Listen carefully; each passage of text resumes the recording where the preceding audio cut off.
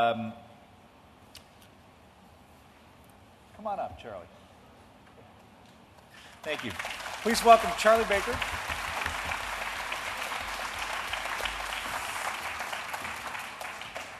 And Mr. Baker will begin with a 2-minute opening statement. And I just want to make sure that you see our timekeeper here, who in the front right, who will keep you on target for your 2-minute opening statement and later opening close. Charlie Baker. Well, thank you very much, Peter, and thank you all for being here today to talk about the issue that I think is foremost on the minds of most voters here in Massachusetts, which is jobs. I've been at this now for about 15 months, and I can state categorically that the biggest issue, uncategorically, the biggest issue I hear every day when I'm out there on the campaign trail is jobs. That's what people care about, that's what they want to talk about, and that's what they're worried about. There are sort of three categories of folks on this. There are folks who are unemployed, many of whom have been unemployed for a significant period of time. There are folks who are underemployed. And those are folks who are basically doing what it takes to pay the bills and keep a roof over their head. But it's not necessarily the thing they were trained to do or the thing they expected to be doing. And then there are folks who are kind of overemployed, who are working really hard at organizations that, for the most part, are worried about what's going to happen going forward, and therefore, even if things seem to be going okay, are very uncomfortable about adding staff or hiring additional people, and that makes those people feel like they really have to keep moving to meet whatever their particular needs of their organization are. And that's why I got into this race in the first place, because I was worried that Massachusetts wasn't going to be able to generate the kind of jobs and economic opportunity that I remember back when I grew up as a kid here. I mean, we haven't added net new jobs in Massachusetts in 10 years, and that was even before the economy crashed. And I've made very clear over the course of this campaign that that will be my number one priority should I be elected governor. And for me, that really falls down to creating a climate for jobs and economic growth. That means balancing the state's budget. It means not going back to the taxpayers for more money, and it means cleaning up what I consider to be a very difficult business climate that makes it very hard for businesses to invest in Massachusetts. I had one small business person put it, I thought, perfectly to me. He said, look, I'd like to expand my operation here in Massachusetts, but I don't know what's going to happen next on Beacon Hill. I'm just pretty sure it's going to be bad. And therefore, I'm not doing anything until I see some predictability and certainty in a time of great uncertainty before I make investments here. Thank you, Mr. Baker. Let's start with Kurt Nickish from WBUR. Hi, Mr. Baker. Hey, Kurt. We're here at Bunker Hill Community College, and a lot of businesses and economists sometimes complain that community colleges in the Commonwealth aren't turning out the types of workers with the skills they need. And this is something I've talked to President Fifield about before, but I'm sure there are faculty in this room who will say that community colleges are here to give the economically disadvantaged, minorities, new immigrants, a piece of the American higher education system and the knowledge they need to live in our democratic society. What do you see as the proper role of community colleges? How do they fit into the jobs picture? I guess I would say both. I think there's no question that there's a huge opportunity for community colleges to play a role in providing a next step from high school for kids who need an associate's degree to meet some minimum criteria associated with certain kinds of employment. And that's not that unusual. Marion Court College, which is a 2-year associate's degree college in Swampscott, which is where I live, graduates for the most part kids every year who end up using that associate's degree in a variety of different trades and technical fields to access employment. And it's a very job-oriented school with a very job-oriented curriculum. And I think that's an important role that community colleges can play. In addition to that, there's no question that community colleges often play the role of providing a stepping stone for kids who wouldn't normally necessarily be able to go straight from high school into college, and they provide the opportunity for them to either generate the credits or generate the academic chops that they need to actually move on to a 4-year program. My own view on this, and I've said this before, is Massachusetts basically thinks about its public higher ed system as UMass, the university, the college/university system, and the community college system. I actually have started to think we should be thinking about it this way regionally and saying what are the things we can be doing region to region to region that involve a more coordinated effort between community colleges, state universities, and the UMass system working in general with a lot of the folks who are in those key employers in those communities to try to create a strategy that's more regionally based. I do think sometimes we think too much this way about the system and not enough this way, especially on a regional basis. And I'd like to see more of that going forward. Want to follow up, or should we go to Shirley? Shirley Leung from the Boston Globe. Mr. Baker, it's clear that You can call me jobs... Charlie. Charlie. It's clear that jobs are the number one issue. So what is the single most important thing that you can do as governor to spark job growth? Well, I'm going to talk about two.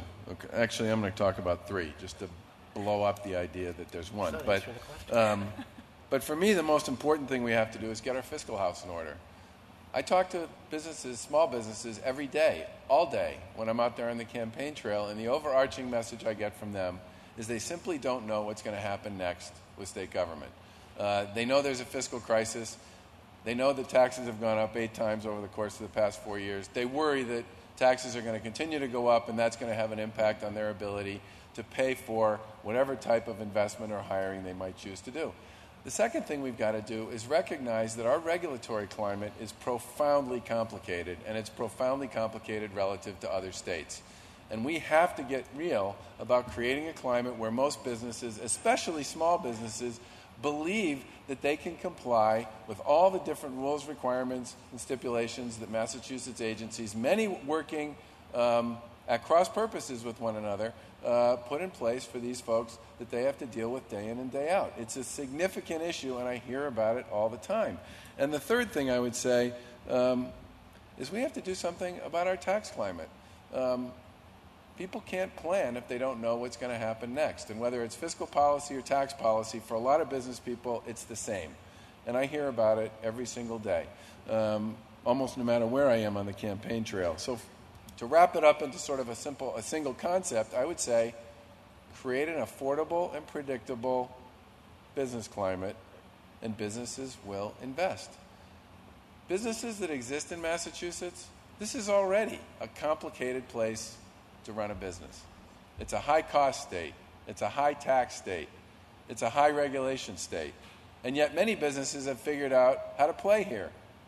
But we could be so much better. We have the 26th lowest rate of unemployment rate in the country. In other words, there are 25 states that have a lower unemployment rate than we do. New Hampshire's unemployment rate is 5.7%.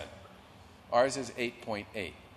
I spent a lot of time talking to small businesses that work and live along that New Hampshire border, Chelmsford, Haverhill, Lowell, Methuen, Andover.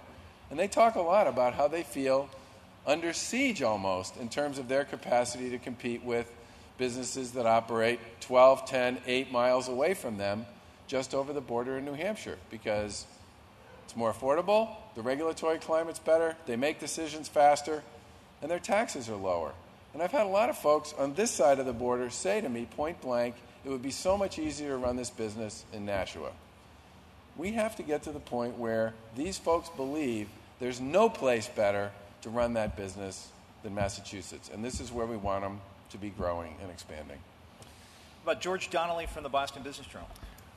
Charlie, given your criticism of Cape Wind, the question naturally arises, do you see clean tech as a booming job growth opportunity in Massachusetts, or is it overhyped? I think my view on renewables generally is I think we should be chasing Hydro-Quebec as hard as we possibly can.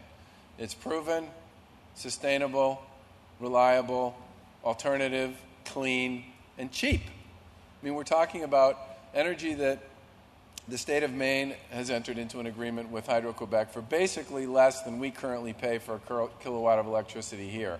The state of Vermont's about to enter an agreement with them. Hydro-Quebec's already said they're willing to pay for a big piece of the cost of the transmission line to expand their relationship with New England. And they have enough excess capacity to deliver 5 Cape Winds worth of alternative energy to Massachusetts without driving up the cost of electricity here. We are a high-tech state. Electricity is a big deal. The cost of electricity is a big deal in a high-tech state.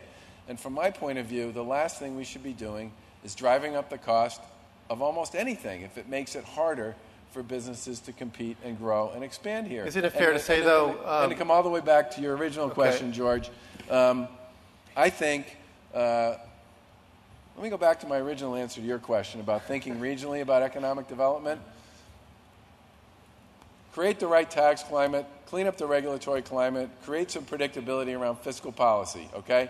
That's the macro piece.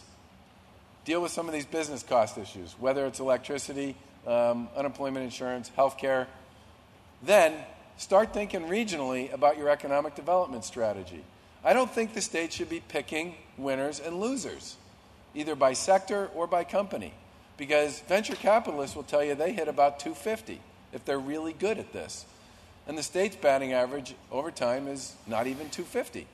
Instead, what we should do is create strategies, working with local folks around each region in Massachusetts, that are designed to maximize the capacity of those regions to succeed. And if there is a region where the opportunity is in green energy, by all means.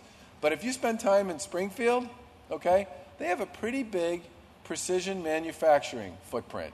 You spend time in Pittsfield, there's 25 or 30 companies out there that are doing plastics fabrication and manufacturing, sort of the acorns that came out of the old tree that was General Electric. Obviously, down on the South Coast, the fishing industry is hugely important down there, but they also have some pretty interesting manufacturing operations. North Attleboro and Fall River have some very interesting manufacturing companies that nobody ever talks about. Manufacturing. 265,000 people work in manufacturing in Massachusetts. It's the fourth largest employer in the Commonwealth. You would never know that if you just listen to the conversation that takes place inside 128. So if there are opportunities for clean energy to be part of our solution, I'm all for it. But it ought to be in the context of a regional strategy that builds on what we already have and presumes that at the end of the day, what we really want to do is help those folks do more. Let me just try to pin you down really quickly. Given how much the Patrick administration has invested in clean energy, and it is an industry that depends on subsidies from government to a great degree to get a lot of these businesses up and going, do you see yourself spending more or less than the Patrick administration has on this industry? Well, I don't support Cape Wind, okay? And that's the granddaddy of them all. That's $600 million in federal tax subsidies and $800 million in ratepayer subsidies. That's a completely different playing field than almost anything else. I think the net metering approach with respect to onshore wind that people can use to support local municipal electrical operations and that sort of thing, I think that's a very interesting idea. I think some of the stuff people are doing in terms of energy efficiency and weatherization, I look at that as kind of a win-win, although my big issue there is there's no transparency into how much we are investing in that. That's not state money, folks, okay? That's your money that shows up on your electric bill every month in that little category called distribution. I think that stuff ought to be a lot more transparent, and I think our focus ought to be on coming up with ways to encourage more aggressive energy efficiency. I was talking, I hate to use anecdotes to make policy, okay? But I was talking to an engineer the other day who said that he has worked over at MIT. These are, we have a lot of these kinds of people, who's invented a prototype that he believes can work on sensors to determine when somebody's in a room in an office building or not. Okay? And when they're in the room, it can raise the temperature of the room to meet the fact that there are now people in the room. And when they leave the room, they can drop the temperature or raise the temperature in the room depending upon whether you want to be hotter or colder by 5 or 6 degrees. And he thinks Massachusetts should be investing in something like that because that type of product, writ large, could translate into manufacturing jobs, an opportunity to export some of that manufacturing technology. And if you actually installed it all over Massachusetts, you would actually reduce the cost of electricity and reduce our carbon footprint because you'd be reducing the amount of electricity that we use by enhancing our efficiency. And those things, smart metering and other stuff like that, that sounds to me like it's in our wheelhouse. But I would much rather make investments in things that reduce our expense, reduce our footprint, enhance our efficiency, rather than things that drive up the cost of electricity. Let me step in. We got about 2 minutes before Charlie's closing statement. Sorry about that. We'd like to. Good thing it's not a soda. We'd like to allow for a few